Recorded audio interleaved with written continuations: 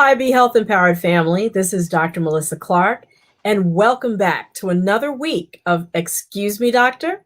Thanks for joining us to kick off the amazing week that we are going to create for ourselves. And, here at Excuse Me, Doctor, we bring you health topics that are based on science so you can be confident and empowered to make the best health decisions for you, your family, and your community. We bring focus to speculation, we clear up misinformation, and we debunk disinformation. We're here every Monday. We stream on YouTube and Facebook. And so I want to especially welcome my newbies. Please remember to hit like if you're joining us on Facebook and subscribe, that red button, if you're joining us on YouTube. So what are we talking about tonight? We are talking about Black women dying in childbirth. It is something that is happening more often than you think, and it happens to Black women more often than any other group. Why are Black mothers dying more often than non-Black mothers? We are going to dig into that tonight. I want you to share this episode right now with all the expectant mothers to be, all the want to be mothers, all the mothers who are ready mothers, and also, most importantly, share it with the people who love them. So please stay really engaged with us during the hour, because I'm going to be bringing on some really expert physicians in this field and a certified doula. And if you don't know what a doula is, stay tuned, because we're going to talk about that. So I look forward to you writing all your questions in the chat, because I know you're going to have a ton of them. And, we're going to take your questions. Remember, that is why we are here, to answer your questions and to empower you. So I'm going to bring my wonderful co-producers into the studio. Lila Mays coming to us from the West Coast. And of course, the wonderful Mr. Wayne Bruce coming to us right here from Maryland on the East Coast.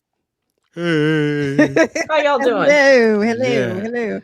Fantastic. Happy Monday. Happy Monday. I just want to tell everybody who's trying to get in the studio that you're in the studio already. So it's okay. We'll see you in a minute.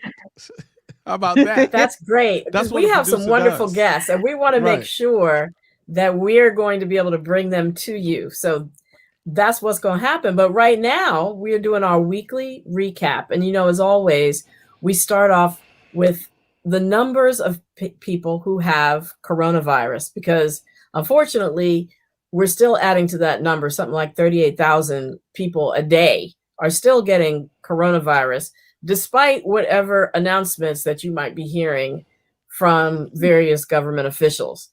And we're now at 33.7 million cases of coronavirus. Most places, the case count is going down. The new numbers of cases are going down each day. So that's good. Still some hotspots out there. Wyoming, Arkansas, Alabama, and Nebraska are still where cases are going up. And the states with the steepest drops in the daily cases, guess where those are?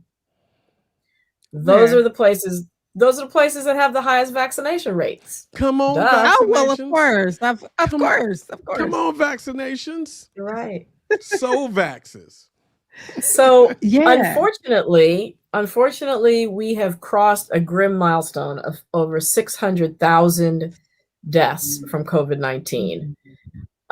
Again, because the number of cases, new cases every day are going down, the number of deaths, which typically lags about 2 weeks behind that, the trend of the cases, fortunately, that's going down as well. So thankfully, we hope that's a trend that continues.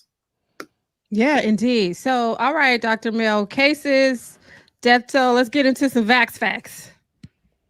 So we're at 271 million doses of the vaccinations given, 122 million people fully vaccinated. New Hampshire, we've been keeping count of who's like out in front in terms of vaccinations by state. So it has been Maine for 5 weeks in a row, but they just got knocked off by New Hampshire. Okay. So they have like 55% of their population up in New Hampshire vaccinated. That might be a good place for a summer vacation. New And Hampshire. then Mm-hmm. New Hampshire, that's right. Mm-hmm. But 14 states have actually gotten at least 50% of their population fully vaccinated. So that's fantastic. Wow. Yeah. Mississippi is coming in last. Only 25% of their population is vaccinated. But even they, at 25%, have had a 30% drop in new COVID cases. So Oh, that's pretty good. We're happy. We're happy That's for Come them. We on. hope that they get it on track. I just want to Yeah, let you come know. on, MISSISSIPPI. I just want to let you know. Somebody What? said it's only 60 people in New Hampshire. So That's not true. that's not That is true. not true. That's not true. We Well, got- 30 of So, them, Dr. only Mel- 30 of them are vaccinated. Who are vaccinated, right? So we Right. got New Hampshire. New Hampshire is leading the vaccination. Mississippi, come on, get your game up. But Dr. Mel, I've been hearing there are people who want to get vaccinated, right? But maybe there are some obstacles, and I think it's important Yeah. for us to sort of talk about that.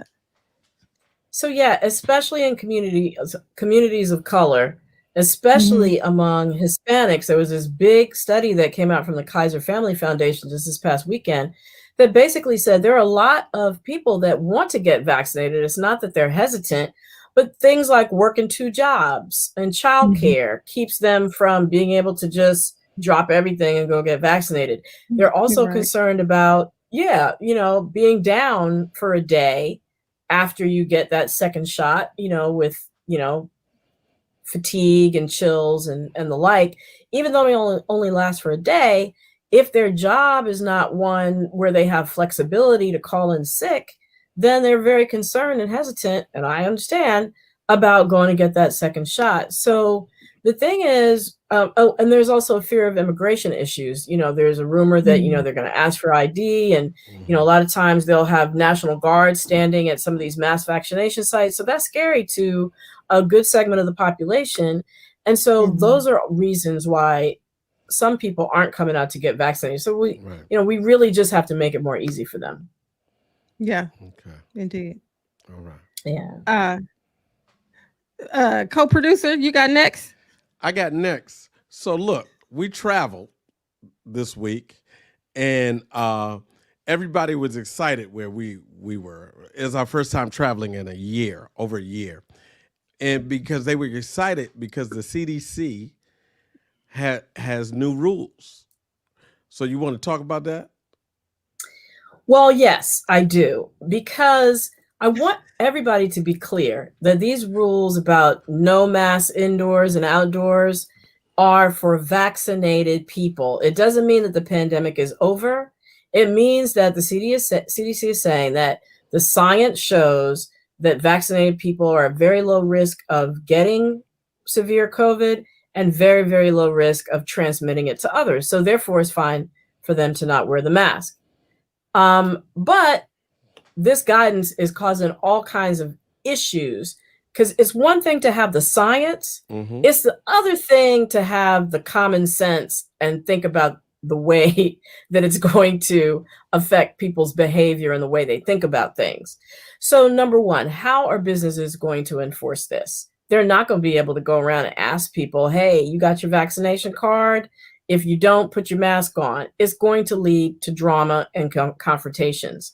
The other thing is, I just think that also there's some fine print in there, even for vaccinated people. So when you go to nursing homes or when you go into a hospital, you should wear your mask. If you are a vaccinated person who has some sort of issue with their immune system, like HIV, for example, you should still wear your mask at all times, because it's unclear how much immunity. We know you do get immunity from the vaccine, but you don't get as much as somebody who has a fully functioning immune system. So you should continue to wear your masks at all times. And of course, all the unvaccinated people should still be wearing their masks. Man, listen, wear a mask. Okay. Well, I can't tell you what to do. Right. I can't tell you our viewers what to do. As I soon can't as tell you you what tell to do. somebody what to do, they gonna hold up a Costco. They're going to come back ask for their Costco I can't tell y'all back. what to do. They're going to ask But for their as Costco for me, membership back. Yeah, as for me and my house, we're wearing masks. I don't know these people. I'm wearing a mask. So I think that's don't a lot know, of Wayne, how people's you feel about it, but thoughts. yeah, I'm wearing a mask. And if you're around me, I in my house or around my house or around me, my request is that you put a mask on as well. All right. That's where I'm at with it. All right. I think Miss Lila has spoken. I have spoken. I don't know how Wayne feels about that, but yeah, if you're around me, we're gonna have some. You gonna have some masks on get in the studio. around this tribe right here, right? Around this tribe. Exactly. Dr. Mel, listen. This one right here. This is for your girl. Coffee in the heart. Yeah, man. Let's talk about that. So yeah, it turns out that there was a study that showed that drinking one or more cups of coffee every day can actually potentially reduce the risk of heart failure. But it's only if it has caffeine. Decaf doesn't work. And adding a whole lot of cream and sugar also kind of defeats the purpose. And they figured this out by following over 20,000 people for 10 years. And they saw that the risk of heart failure fell by 5 to 12% per cup of coffee per day. So the more coffee that was consumed, it lowered the risk of heart failure. Now, does it mean that you should only focus on drinking coffee for heart health? Of course not.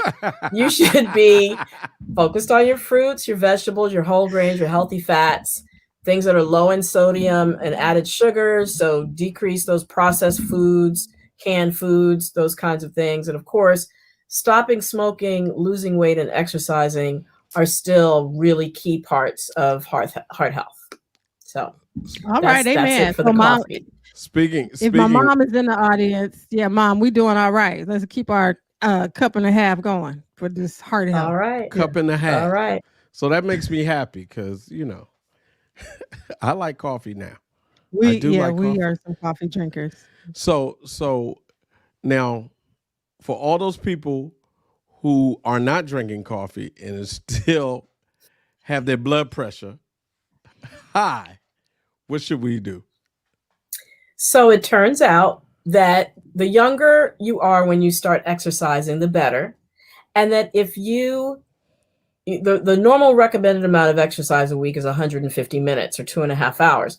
But if you double that and do 300 minutes or 5 hours of moderate intensity exercise, it actually can prevent high blood pressure, which of course, high blood pressure we know is associated with heart attacks and strokes and even dementia. Mm-hmm. Yeah, so you got to keep it up until at least age 60 to get the benefits. And it doesn't all have to be aerobic exercise. A couple days a week, you could throw in some weight training, some weights, because weights help bone health, balance, and memory in later years. So shoot for the 300. They had that movie, the 300 workout and all that. So 300 minutes, shoot for that a week, and you can control your blood pressure. Okay. All right. Yeah, I know you don't want to broach it, my friend. I don't. I know you don't. Well, we have to. It says Ed and COVID. Now it I don't means know who Ed is. Erectile dysfunction and COVID. Okay, right. Let's talk about it, Dr. Bell. Men don't like to talk about it. Well, this is important because it turns out if you've had COVID and you're having erectile dysfunction issues afterwards, that it could be due to the COVID. So there was a study that came out. We know that COVID damages the inside of our blood vessels in our body. That's one of the ways that it leads to organ damage. It limits blood flow. So where in the body has lots of blood vessels? The penis. That thing. Mm-hmm. So that's for all the brothers who don't want to get vaccinated, and they talk about, I'm going to just ride out COVID. It's like the flu. No, it's not like the flu. The flu has never given an ED, brother. Right. Just saying. So the bottom line is, and then they were also able to recover the COVID virus from inside the penis, the cells inside the penis, long after the infection was over. So it could be potentially a side effect or a long hauler COVID symptom, right? So if you are affected in this way, or your loved one is affected in this way, will be a great idea to talk with your doctor, or especially a urologist, about that issue. Okay. Okay. All right. So that's it for our recap. I want to remind everybody to, start writing your questions in the chat. And then we're going to go to what now? The weekly debunk. There you go. Stopping misinformation in its tracks. So Tanisha Twitter fingers hit me with this one. Hey, you're using masks will destroy your immunity. I don't wear masks because I heard that it stops you from being exposed to germs that will build your immunity. It's like a muscle. If you don't use it, you lose it. I don't know about that. Excuse me, Dr. Mel, is this true? Well, the theory is that masks will stop germs from coming in the body and challenging the immune system, and the immune system will get lazy, and that will reduce the chance of it being able to respond to infections. But there are two major reasons why this is just wrong. Number one, it's based on the hygiene theory, which states that children who are kept in very clean environments have a higher rate of hay fever and asthma, which may be true. However, our immune system, although it's influenced by environment and infectious agents, that really shapes us prior to us being born and when we are born. Those first few months. As we grow up, our immune system grows up too. And so it's not really something that we need to worry about in late childhood and adulthood. And then the theory also assumes that wearing a mask stops all germs or microbes from entering the body, and it is far from it. Anytime you eat or drink or something, you're introducing bacteria, viruses, germs into your body. So, for example, an apple has up to 100 million bacteria on it. Forgetting to wash your hands before eating transfers a bunch of germs into your body. And a French kiss with, your loved one transfers 80 million bacteria from one mouth to another. So masks are not going to keep you from being exposed to germs. Still wear a mask.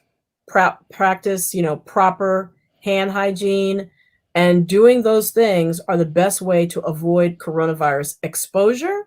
And of course, vaccination is the best way to avoid getting sick if you are exposed. So that's our weekly debunk. That's it for us. All right. So I want to thank you guys for going through that with us. We are going to move into our show. Before we do, mm-hmm. Lila's going away. I am. I have to leave you tonight. Oh, well, we will see you next week for all those Lila fans out there. She'll be back. With a new hat, maybe. With a new hat. Check Lila's new hat. See you, Li. All right. See you later, Li. All right. So, we talked at the beginning about the fact that African-American women are dying disproportionately in childbirth. So check this statistic out. A Black woman with a college degree in New York City has 3 times the risk of dying in childbirth as a white woman who only finished high school. Why are too many of our Black mothers dying around childbirth, and what can we do about it? We have 3 incredible experts who are going to be our guests tonight to help us understand what is going on with our Black mothers, and they will also talk about solutions. So I want to immediately bring in my first guest, Dr. Salika Michelle. She is a board-certified OBGYN with over 20 years of experience. She specializes in minimally invasive robotic surgery, and she's delivered over 4,000 babies. She co-chairs the Maryland Health Equity Task Force on maternal mortality. So I want to welcome Dr. Michelle to the show tonight. Thanks for joining us, Dr. Michelle. Glad to be here. Super excited for the conversation. Yeah, so let's jump right into it. So you heard me mention that statistic, and we also know that Black women are 6 times more likely to experience complications, not necessarily die, but have really a rough time leading up to birth, during birth, and immediately after. So what is it that our Black mothers are dying of? What's going on? Wow, it's really, really multifactorial. If I had to pinpoint one area of medicine and just health awareness, hypertension is probably the number one factor that's affecting Mhm. our mothers. So we And know that that's high the blood United pressure. Mhm. Yes, high blood pressure. So we Mhm. know that the United States has the highest maternal mortality rate amongst affluent countries in the Western world. So when we're comparing our data to the Canada, to the countries in Europe, uh, our patients have the highest rate of chronic illness. They hold the greatest financial burden for healthcare costs, and they're more likely to miss appointments due to cost and inability to access transportation and so forth. But we also know that there are significant risks, increased risk of complications, particularly over the past 20 years, and that's hypertension, high blood pressure, diabetes, or the sugar, as some of us call it, and Mhm. cardiovascular disease. And all of those parameters have increased. The CDC has basically said that the rate of maternal mortality has increased almost twofold in about 20 to 30 years. So if we think So, about, go ahead. yeah, I was going to say, I just want to drill down when you say high blood pressure and diabetes. What do those have to do with childbirth? I mean, what are the actual Everything. diseases that people are dying? Yeah. Explain to us a little bit that connection. Yeah, so with high blood pressure in particular, it can affect mom and it can affect baby. So if we have a mother who potentially has hypertension, and there have been some data that has said 44% of Black women over the age of 20 will eventually have some form of high blood pressure. Wow. That's high. That's high. So if we have a mom who starts the pregnancy with underlying high blood pressure, she has increased risk for developing preeclampsia. Preeclampsia is a disease that affects blood pressure. It can affect kidney function. It can affect liver function. It can affect those cells in the blood that make blood clot as well. And Hmm. if it's affecting mom's blood vessels, it can also affect baby's blood vessels, the vessels that go to the baby in the placenta and so forth. And with that underlying effect, it can increase the risk for placental abruption, which is the placenta separating from the uterus prematurely. And Hmm. with all of these parameters going on, that compounded by any potential obesity or anything like that, it is making our moms enter pregnancy sicker as Wow. compared to our white counterparts.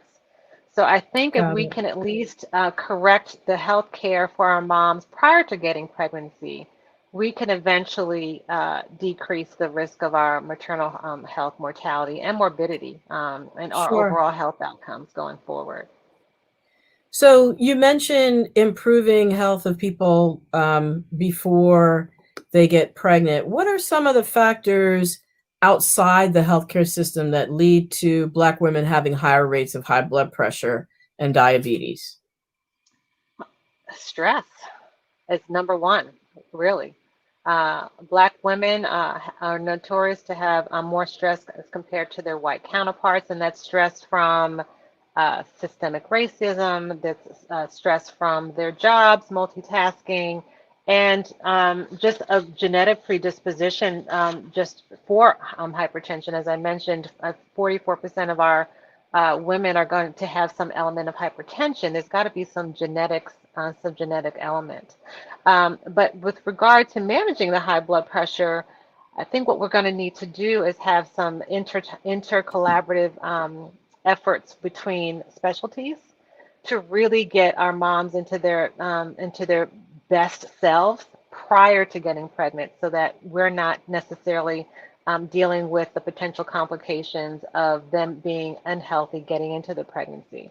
But aside from health itself, we know that we have our white counterparts who also have hypertension, but for some reason they're not dying like our Black moms. And so there are other parameters with regards to access to health care, Hmm. access to insurance, Right. transportation to get to the appointments. having a support system. And with the pandemic going on, a lot of our moms just haven't had access to their village, their traditional village.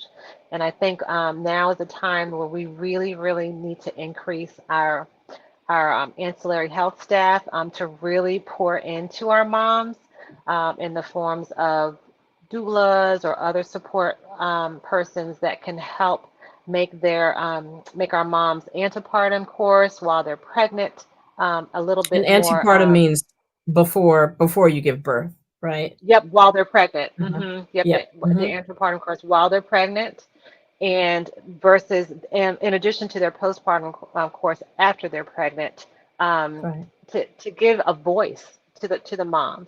And Sure. we're going to be talking to about doulas but going forward. But I think in our practice and at our hospital, doulas in particular are going to be playing a much larger role in the healthcare of our mothers.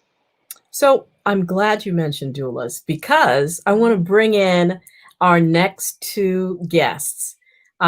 First of all, I'd like to introduce to everybody the wonderful Dr. Yolandra Hancock. She's a mom, she's a pediatrician, and a public health shiro committed to raising the next generation to reach their full health potential.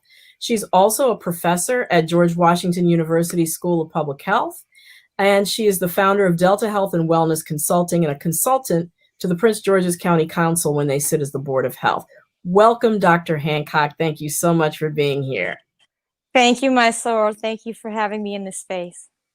Absolutely. And I did not mention she named her consulting practice Delta Health and Wellness for a reason. So yes, thank you, Sora, for being here.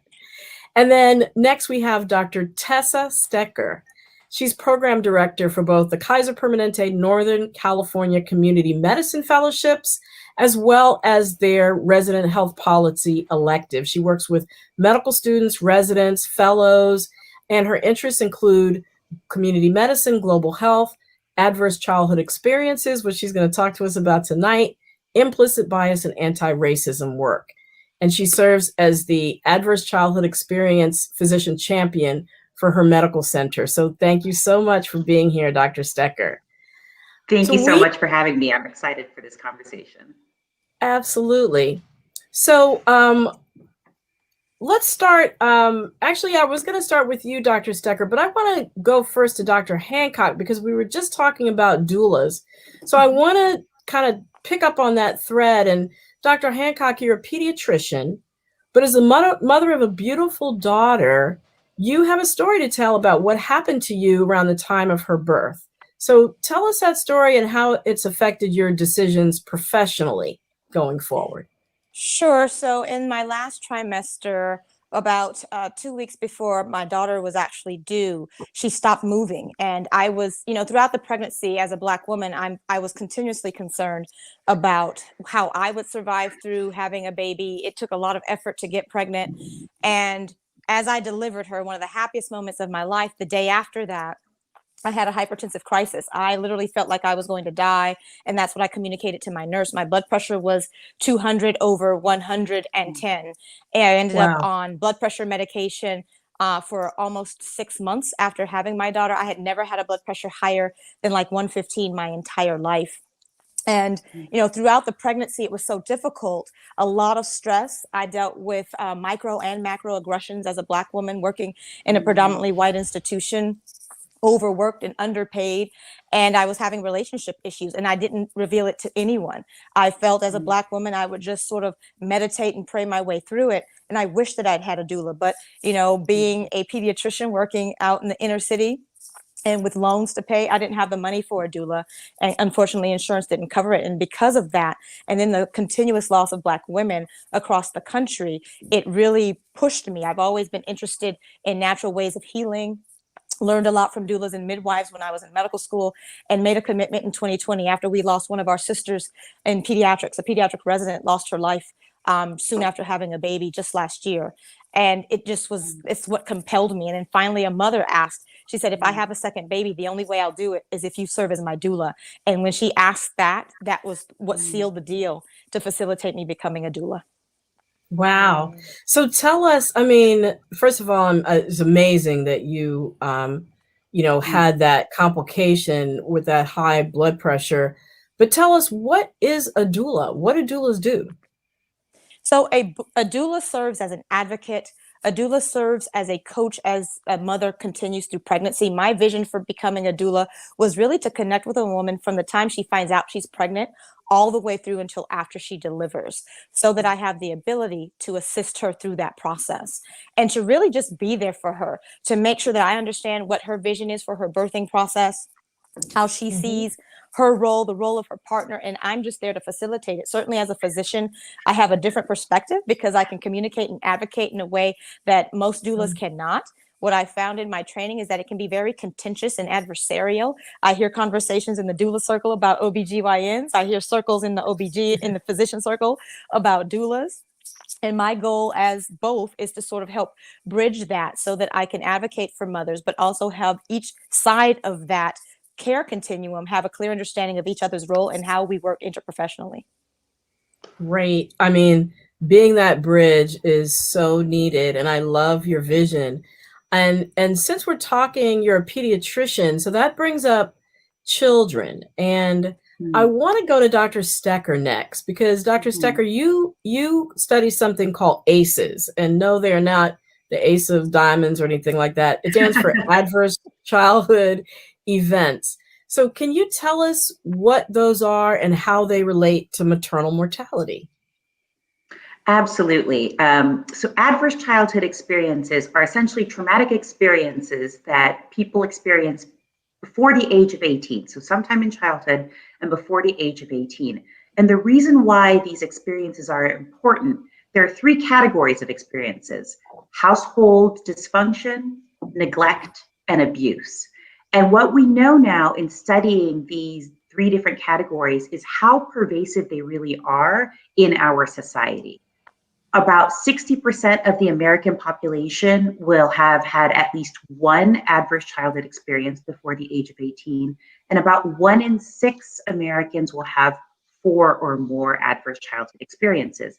Now, you would assume in hearing about these adverse childhood experiences that they would affect you, particularly as a child and maybe as an adult, in terms of your mental health, in terms of your predisposition for depression and anxiety, or your predisposition to try to deal with the trauma that you've experienced in perhaps some unhealthy mechanisms, such as substance misuse.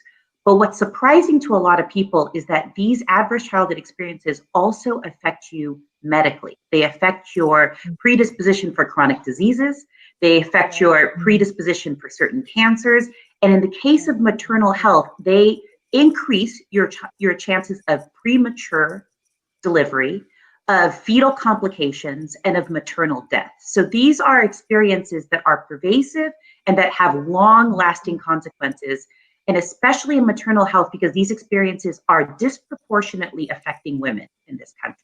And when you layer race and ethnicity on top of it, those same groups of people of color in this country that have disproportional outcomes when it comes to heart disease and stroke and cancer also experience a disproportionate number of ACEs in their childhood, and therefore more complications going forward. Wow, that's just, we know about the mind-body link, but that just takes it to a whole nother level, right?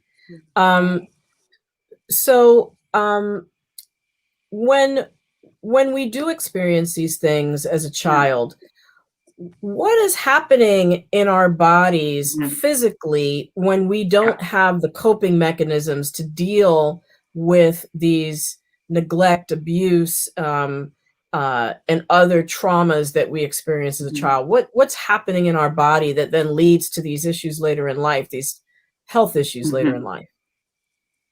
It's a great point to bring up, because this actually takes us back to the fact that when we're talking about maternal health, we're always talking about a dyad. We're talking about mom and we're talking about baby. And in the case of ACEs, they affect both parties. So what happens when you experience adverse childhood experiences and you're not buffered with resilience, where you don't have some protective mechanisms in place to help to reset you, is that you're living in a condition of chronic stress. So imagine, for instance, being in a war zone, but being in a war zone constantly. And so you're ever vigilant and you can never turn that off. And then what happens is that your body gets used to being in this constant state of stress. And so you've got your cortisol stress hormones that are always high, and you have trouble sort of deregulating and getting sort of back to normal. And in addition to that, this chronic stress leads to chronic inflammation. And chronic inflammation is basically the underpinning of most disease processes that we see. And so we know that chronic inflammation plays a role in chronic diseases such as high blood pressure or diabetes, but it also plays a role in adverse outcomes when it comes to maternal health, maternal mortality as well. And so this chronic stress and trauma actually helps to reorganize the brain. It actually changes brain development.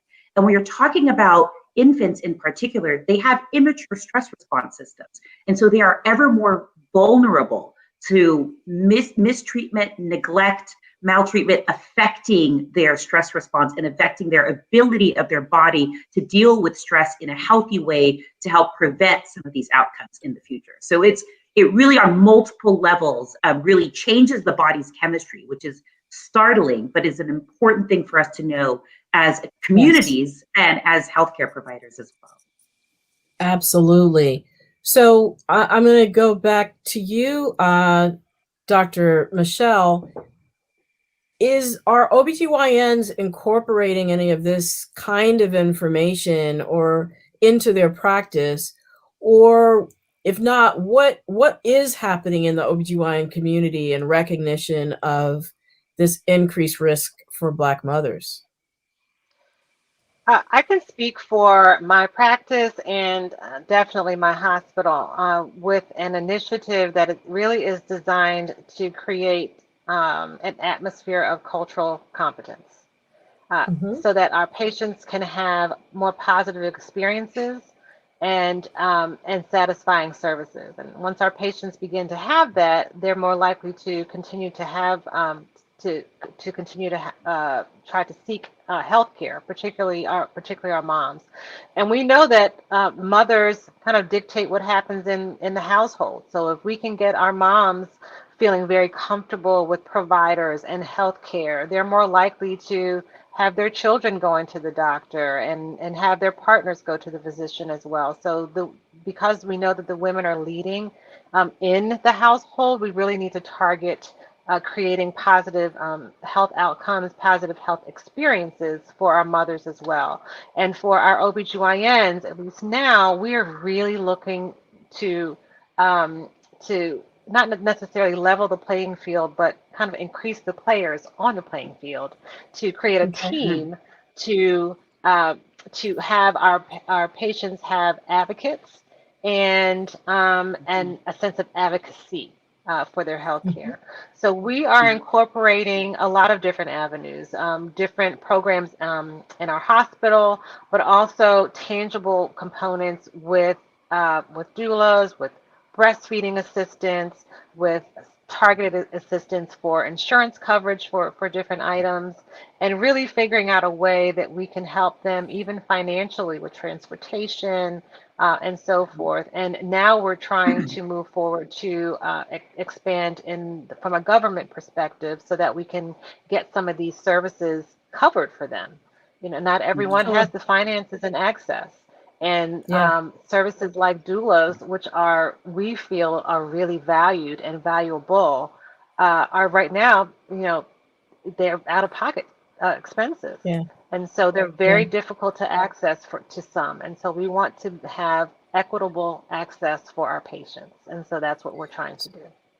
So Dr. Hancock, as a doula, I know that there's some advocacy work, that you do with the patient, but tell us also about your community advocacy work to address that very issue that Dr. Michelle just brought up about, being able to afford doulas.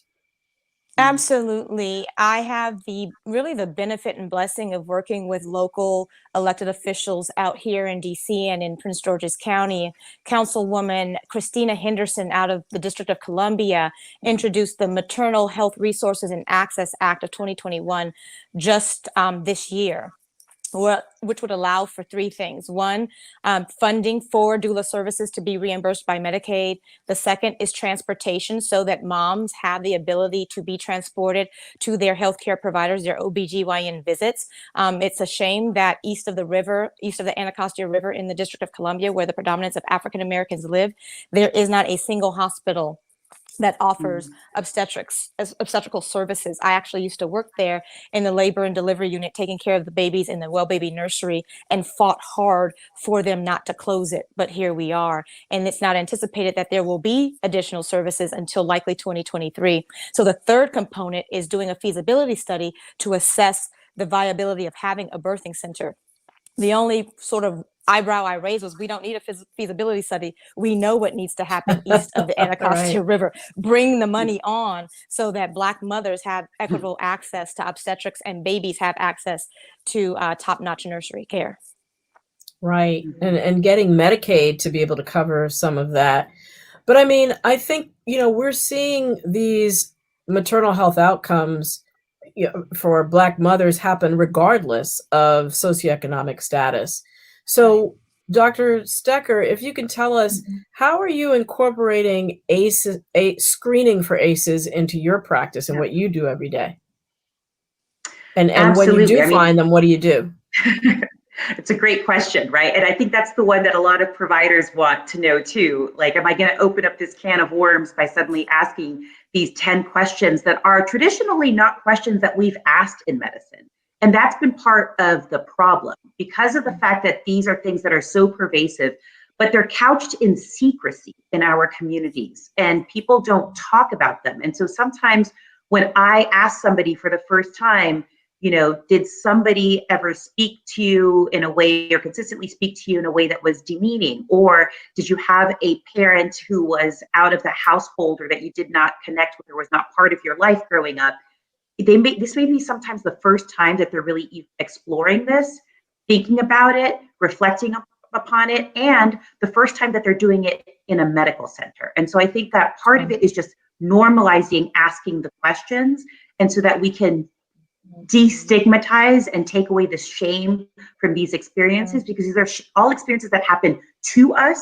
They're not experiences that we have brought upon us. And so I think that we really need to, as a medical community, do that. And so what we're doing in our clinics right now, we've been running a few pilots in women's health, in our centering pregnancy group, in our adult and family medicine, and some of our pediatric specialty groups, is asking these questions routinely to our patients and having it be something that we introduce the same way that we introduce asking about intimate partner violence, having people answer the questions. They don't have to share the details of which questions that they've answered positively, because what's important is the number. We know that the more ACEs that you've had, and particularly when those are not buffered with resilience or protective factors, the increased risk that you have of certain conditions. Now, this doesn't mean that you had these experiences and you will have these certain outcomes, but we want to be aware that you have a predisposition so that we can offer you the services in order for you to buffer against that. And when we're talking about moms and their babies, one of the things that we've been doing is really thinking about parenting classes and resources when we identify people who have had a lot of ACEs, because we know that this is a time period where people are very motivated to be well and to be healthy, because it's not only about themselves, but it's about the baby as well. And they really want to think about what are the ways that they can put some things into action now that are going to make life better for their baby that they're bringing into this world. And one of the things that they can do is identify these ACEs and then think about some really specific strategies. So there may be behavioral health options, health education options, there's a lot of community options, parenting resources, and a lot of people don't actually need additional resources. Just by asking the questions and having that conversation and normalizing it takes a huge boulder off of their shoulders that they've been carrying around for their entire lives. And we've seen in studies that even in people who have just been asked the questions without any intervention, there's a decrease in the use of frequent ED visits and utilization of the emergency services, that there's decrease in the need for services because of the fact that they've already sort of let go of something that they've been holding on to for so long. And I would imagine too that if somebody trusts you enough to confide that in you, then they're building a bond with them that's like Dr. Absolutely. Michelle said, is going to create an atmosphere that makes them want to come back for services.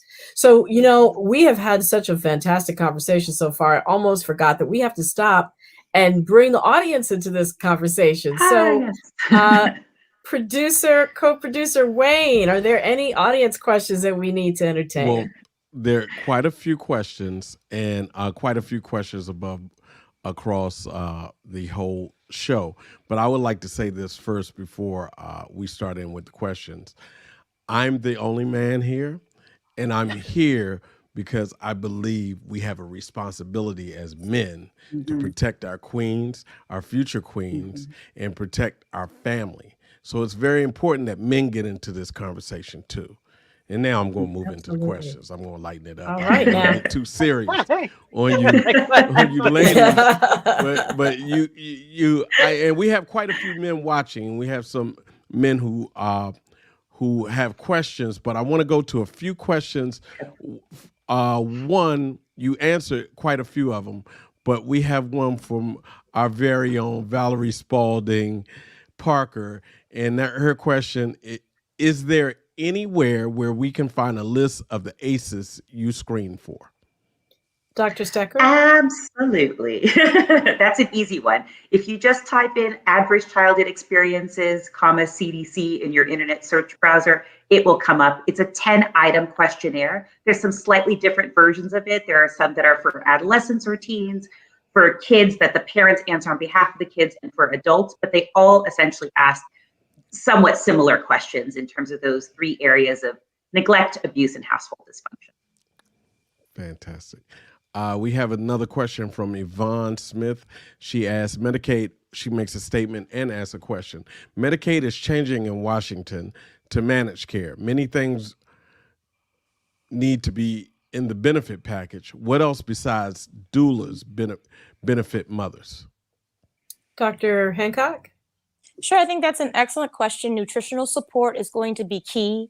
Other healing modalities like yoga, meditation, everything that people consider sort of granola. I mean, I'm from Louisiana, but I grew up in Southern California, so everything I do is sort of Southern granola-ish. But it's all of those things that people classically define as alternative treatments, right? I'm a Reiki healer, so I believe Reiki should be covered under Medicaid, so that all of these services are equitably dispersed, and everyone who decides that they want to seek out a Reiki healer, and right now acupuncture is actually covered under private insurance. Why not allow that same service to be covered under Medicaid? Everything that I get under my private insurance, gym membership. I taught Zumba when I was pregnant, and I had pregnant mothers in my class. I taught it for free. So all of those things should be covered, so that Black women, all women, can reach their optimal mental, physical, relational, and spiritual health and not have to worry about paying for it. And if anybody is wondering about what Reiki is and what acupuncture is, they can check out my book, Excuse Me, Doctor. I've got what? There's a whole chapter that I devote in there to holistic therapies and what actually works well for what. So check that out. And then Dr. Michelle, is there anything you want to add to that answer? I think all of that is huge. Any type of holistic or naturopathic assistance in healthcare is valuable. I know for us, we use a lot of chiropractors when patients are pregnant for a couple of reasons. One, for just simple back discomfort, hips out of line. But we also use it for our patients who are breech. Our chiropractors have techniques to spin babies. So there are ways to have a chiropractor covered and save on the cost and the inconvenience potentially of a C-section. So these kinds of things really should be under that umbrella of coverage. And I think once we are able to shed light on the value that they bring to the healthcare and how they can potentially be decreasing the cost of healthcare overall, hopefully we'll be able to turn the tables on some of these things.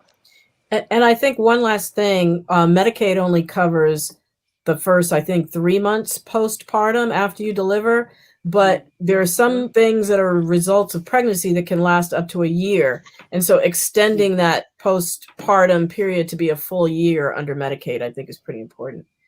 Absolutely. Okay, we have particularly for mental health care. Yes. Okay, all right, all those things. So we have a question from, and I don't mean to make light of it, but I mean make light of most things.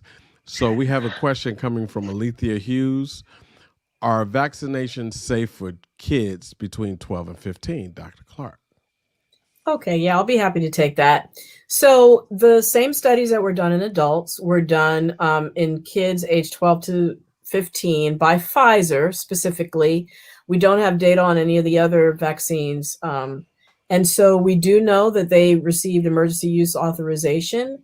And I think it's important to keep in mind that they're overwhelmingly safe and effective in all those age groups. I think there is a lot of concern that people have regarding the vaccine and fertility, for example, or will it alter DNA? And so when you're making those decisions for your child, you're taking them especially seriously. But again, as we've talked about on other shows, the fertility issue is a non-issue essentially. It comes from a lot of different social media concerns around does the virus alter the DNA of the egg and does the vaccine alter the DNA of the egg and the sperm?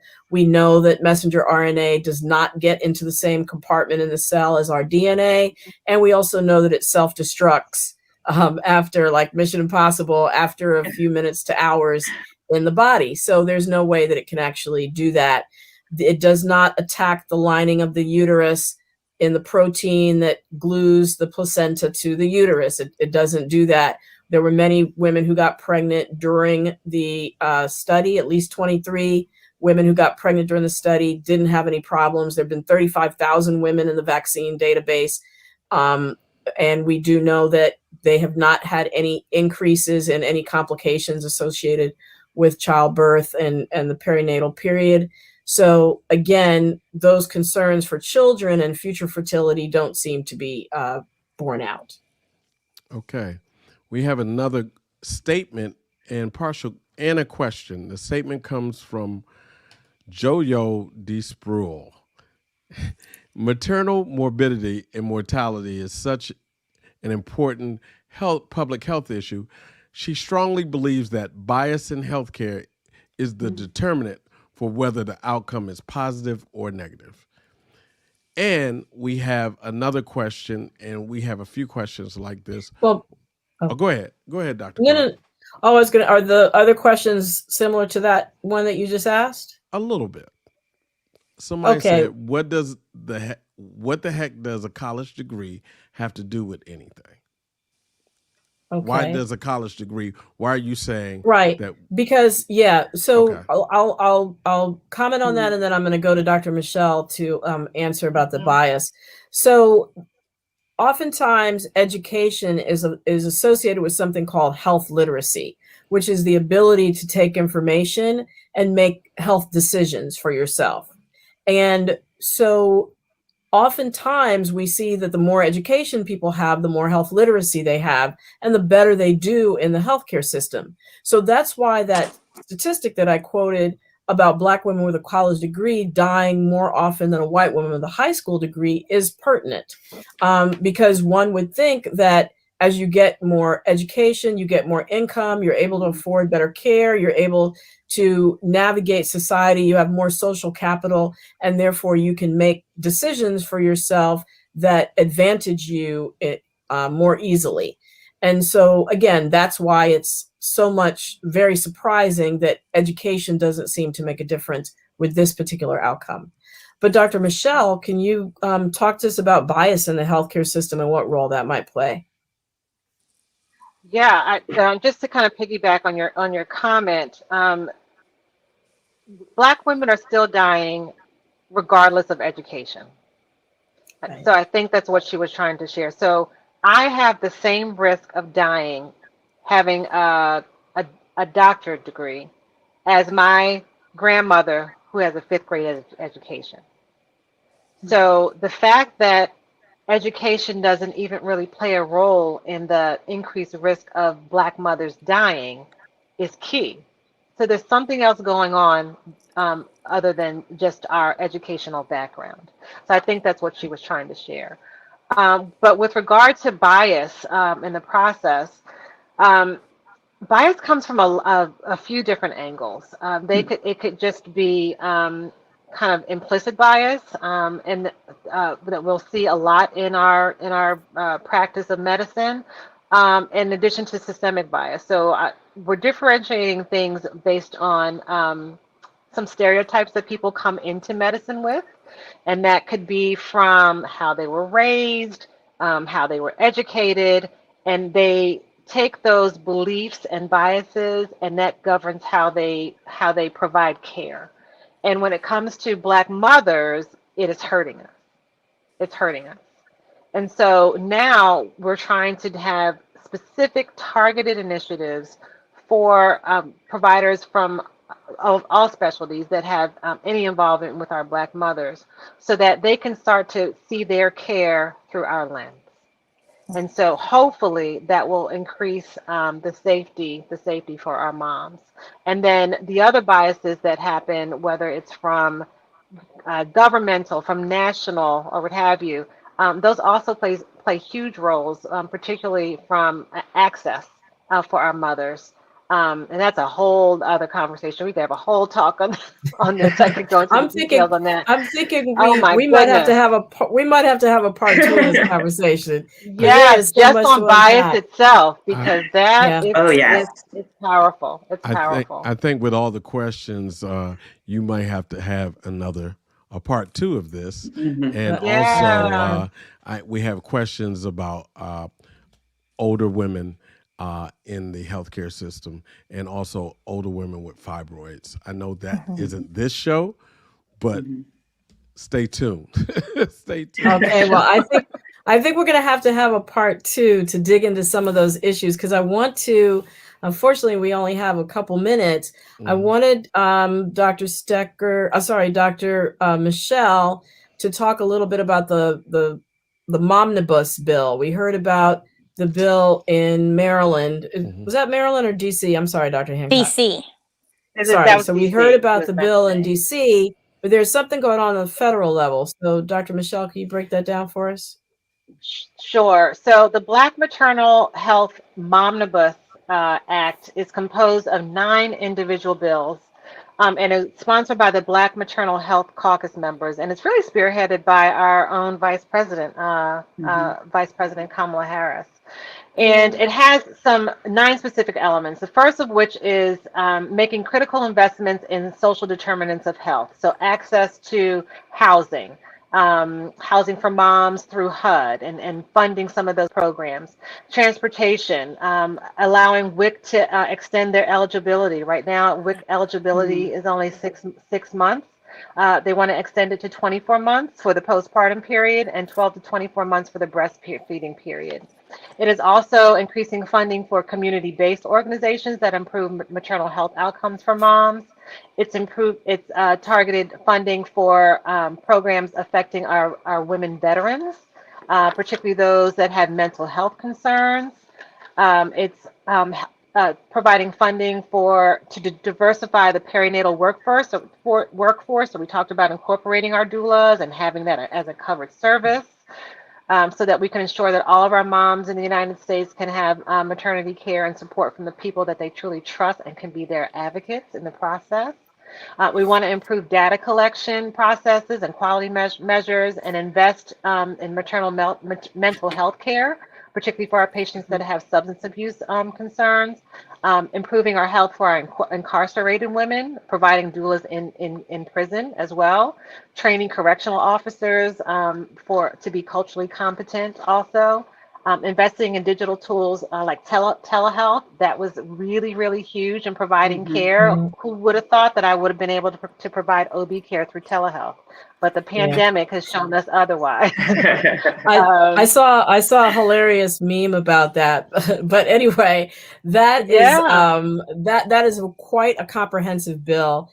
And thanks for breaking that down for us. Yeah, and also providing incentivizing payment models through the insurance companies, so that insurance companies will be incentivized to have these ancillary services to decrease potential more costly things like C-sections and so forth. So hopefully this act kind of hits the ground running, and it has a lot of support, and it has a lot of really good options and Yes. Thank opportunities you for us so to much. decrease our health I disparities. unfortunately have to wrap up.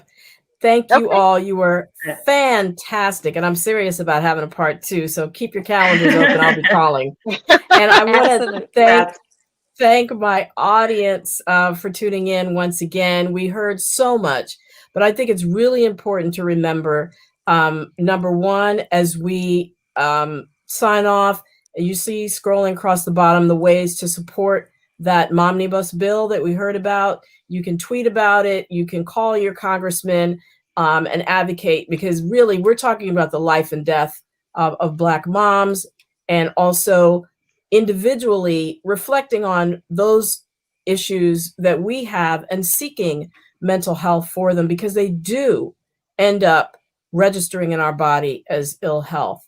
And so that's really a key part of being health empowered.